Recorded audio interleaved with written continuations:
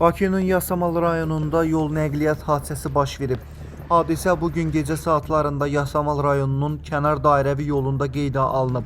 İlkin məlumata görə BMW markalı 77 PQ 635 dövlət nömrə nişanlı avtomobil hərəkətdə olarkən sürücünün idarəetməni itirməsi nəticəsində yolun ayrıcı hissəsinə çıxaraq bir neçə işıq dirəyini aşırıb. Qəza nəticəsində avtomobilə və yol infrastrukturuna ciddi maddi ziyan dəyib. Hadisə zamanı xəsarət alan olmayıb. Faktla bağlı araşdırma aparılır. Mirsahib Rahiloğlu, Muğan TV.